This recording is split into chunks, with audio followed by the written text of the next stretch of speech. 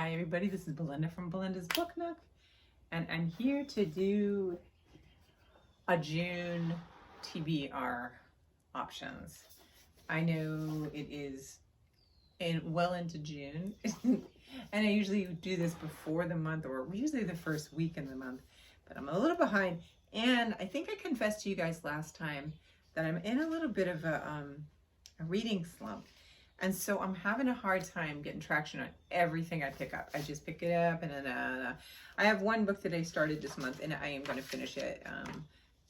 It was a romance, so that was easy to kind of like, it was nothing hard to get into. But I want to talk about the books that I am thinking about finishing or reading this month, at least of what's remaining of the month, and see what you guys are reading. So the first one I'll start with is the one that I'm almost done with, and that's The Partner Plot by Christina Forrest. I've read, I think, almost all of her books. I think I'm missing, I think I have two books of hers that I still have not read yet. I think one is a newer one and an older one in the backlist to hers. But I really like them. She did YA initially, and then she started to go into the adult contemporary books. And this one is really cute. I'm enjoying it. It's really nice, especially when I can't sleep at night. It's a nice, easy one to sink into and read until you get sleepy again. And I'm almost done with it. I have about that much. No, is that where I am? No. I think I'm right here. So I have about that much more to go. So I should be able to finish that very shortly. So that's going to be done. And then my TBR, my blind TBR pick was The Red Queen Dies, a Frankie Y. Bailey. I started it, and then I'm 48 pages in, and then I put it down and went to the romance. So like, see what I'm saying? It's like I can't get traction on books, and it's nothing that the book is bad. It just was like, it didn't grab me really quick. So, and when I'm like this, it's really hard for me to keep staying with it. But I definitely want to stay with this and finish it, because then I won't continue on my path of finishing my blind TBR books. So I believe it's gonna, it's just at the very beginning stage, so we don't really know enough for me to be say if that's not something for me, but I think it's gonna be good. So there's that, right? Then there is Caribathon and Read Caribbean Month. And Caribathon, they had a book, I forgot what the name of the book is, that I saw that they do a group read. They started doing that, I think, a year ago, and I didn't get the book, but I always sometimes write down the name of it. Did you already said always sometimes? That doesn't make sense. I always write down, because I usually will look on social media too of what other books that are written by Caribbean authors that people recommend, and I'll keep a running tab of those books. So I do write down, but I'm not going to read that one. My two options I have is Austin Clark's Growing Up Stupid Under the Union Jack, and I when I look for this one, I think somebody had mentioned this on Instagram, I want to say 2 years ago, and I picked it up, but I wanted to get this cover because I love this cover. It's kind of funky plastic on it, but I love the picture on the front of it. And he is a Barbadian author, and it's basically his memoir, and it just sounds like it's going to be really cute, or interesting. I shouldn't say cute about it, because that's belittling. So this is an option, and it's not too big. It's only like 100, and it's not even 200. It's just under 200, 192 pages. So there's that. And then if I go to the other extreme, I have Sister, Mother, Warrior by Vanessa Riley, and I've read Island Queen and loved it by this author. This one's going to follow she does historical fictions, and they're always often set, I believe, in, I don't know, I should say, she has one that's like a contemporary romance, like Regency romance type thing, that I don't know where that is set. But the rest of these books are set in the Caribbean, and this one is, it's going to follow two extraordinary women, the first Empress of Haiti, Marie Claire Bonnet, and Grand Toya, a West African warrior Bowen who helped lead the rebellion that freed the enslaved people of Haiti. So it follows those two. Usually, sometimes they'll go back in time, like dual timelines. I don't know if this is going to be multiple perspectives. Yes. Yeah. So it seems it's between Toya. Nope, there's different people. So there will be different people, PVs. and they'll be narrating the story. So I really enjoyed Island Queen, so I'm hoping that I can get to this one. This one, I might even try to help myself with getting the, I think that I had bought the audio, or I could get it from the library, so I might pair it with this so that can make me more successful in reading it. And then I have the science fiction book that I had gotten 2 months ago now. This one, it just seems interesting to me. This is The Deep Sky by Yume Kitase.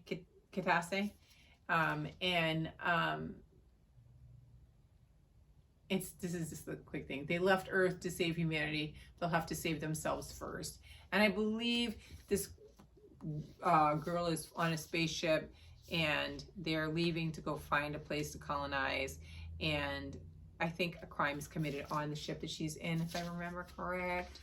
And or something happens, and she tries to figure out what's going on. And then, you know, we find out how being stuck on a ship, how quickly your loyalties are challenged. And so I think it would be good and gripping. I started it, but then I keep, again, putting it down. And I don't think it's the fault of any of the books that I picked up. It's just, I'm just in a little funk right now. So there is that, right? And then if that isn't enough, right? And you know, we're not going to read all these in June. These are going to have to spill over or whatever, you know. But I heard about this book. I think I heard the author speaking on a TV show or a podcast, and it sounds really interesting. It's called Rising from the Ashes. It's brand new. It's called Rising from the Ashes, Los Angeles, 1992, by Edward J. Song Lee, Latasha Harlan. Oh, sorry. No, this is the title. Sorry. I'm like, that's not the author. The author's name is, let me see her name. I could write it. I think it's written over here because it's got a nice sticker on it. It's Paula Yu. But the name of the book is called Rising from the Ashes, Los Angeles, 1992, Edward J. Song Lee, Latasha Harlan, Rodney King, and a City on Fire. And so it takes us back to the Rodney King incident. And she basically goes back, looks at it, and then she also looks at how it impacted also the Asian community that lived there. And it just looks like, if you look in the book, this is the cover. I'm sorry, I didn't show the cover yet. But if you look in the book, she's got like all sorts of pictures, like when Rodney King was speaking. She's got pictures of the fires. She's got pictures of different people in the Asian community. She has the mugshots of the officers. It's almost like a police file too. Like she's got clippings and stuff. So she's bringing to light many stories that just were buried in that whole incident, and giving you a good glimpse in history. So it's kind of neat. Like even in here in the beginning, she's got an area, a map that shows you Koreatown, Los Angeles downtown, South Los Angeles, and Watts. And so you can get a perspective, more perspective on the proximity of people living together and how they're impacted by this horrific incident. And so I'm probably going to hijack this another month because I haven't even opened it. I literally picked it up from the library. Shame. Yeah. See, it's due like this weekend. So I must have had it for 2 weeks maybe. Yeah, I think you can for 3 weeks. So I'm going to have to renew it, but I definitely want to read it. I think it's going to be an important aspect of history. So this is a nonfiction that's in the running. And then the only other thing that I was going to mention to you with regards to a book, this came up on I always have Libby like a running list of things on hold, and I'll also look for new releases and put them on hold before they come in and let me know. And so this one came in and I kind of want to read it. Well, listen to it because it's an audiobook, but it's The Queen of Sugar Hill by Rashonda Tate. This is the cover, it's a cool cover. And this is a fictional account of Hattie McDaniel, who was the actress in Gone with the Wind, who had gotten the award. She was the first Black woman to be awarded the Oscar for her role as Mammy. And I want to read it for a couple reasons. I know it's a historical fiction or a retelling or what she thinks, because I want to, with regards to thinking about that, I want to see if that helps me reframe the way that I look at it. For example, for what I'm trying to say is, when myself and probably other people too in the Black community, when you think about that she got this Oscar for playing this character Mammy,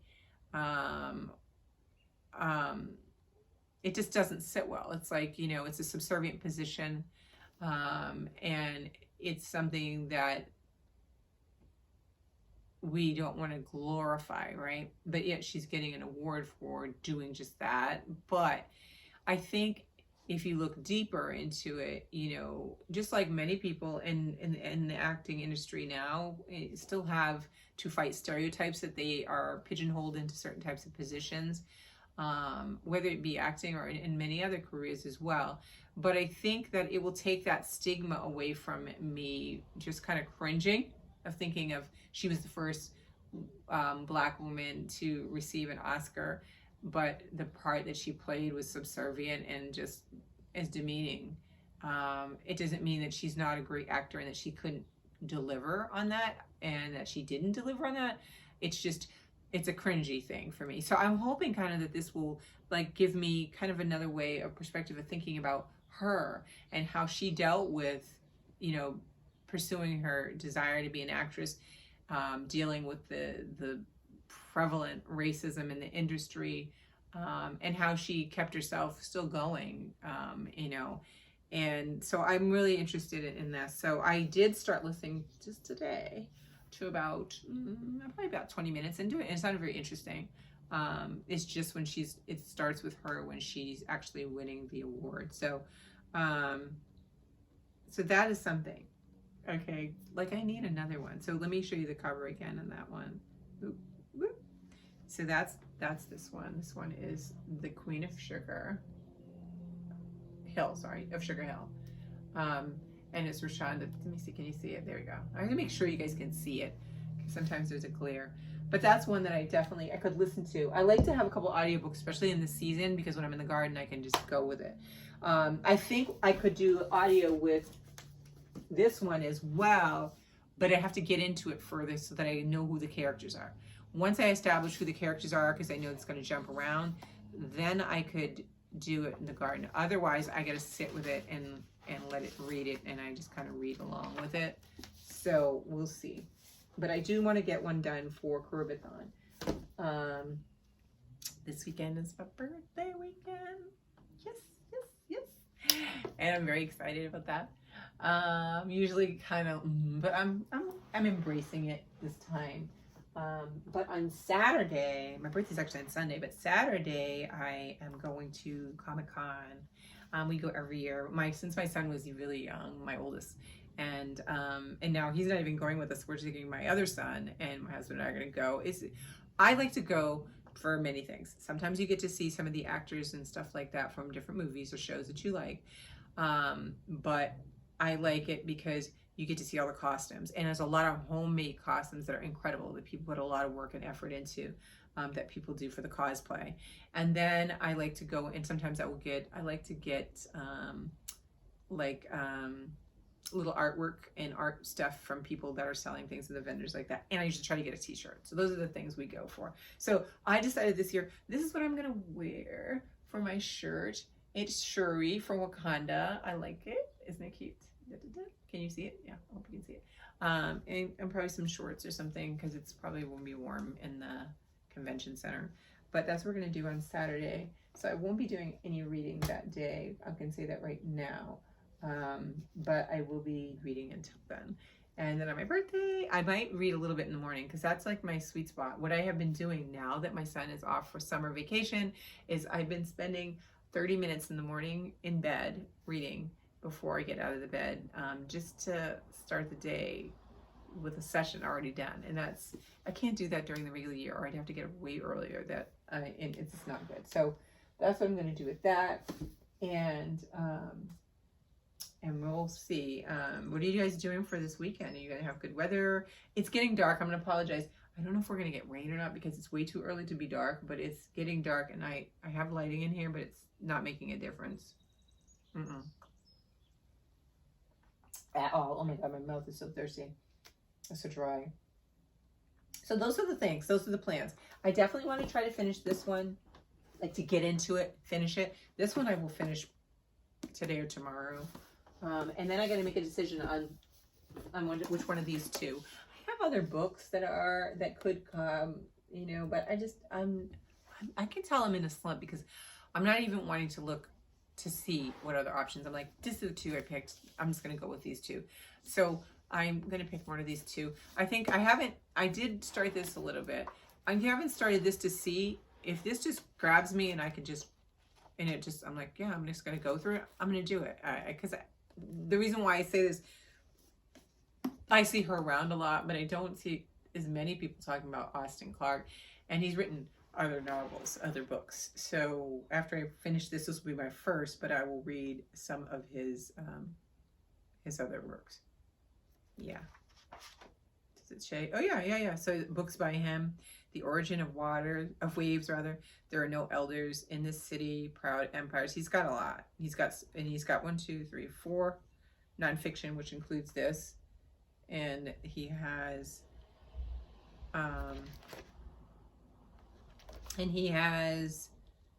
some other writings and stuff. So I'm interested in this one. So we'll see with that. And like I said, I've been really wanting to read science fiction lately. So that's why this one keeps coming up for me. And I just want to get back into reading some. I haven't read science fiction in a long time. And then this one, if you get a chance, check it out at your library because, you know, you can give it a look and see. And even if you just read a little bit of it, I think it's going to be eye-opening and interesting. So that's what I'm going to read. I hope you guys are all well. I can't wait to talk to you again. I did some garden footage yesterday, so I just got to edit it up. I'm just going to slap music on it, I think, maybe. I keep wanting to try narration over the video.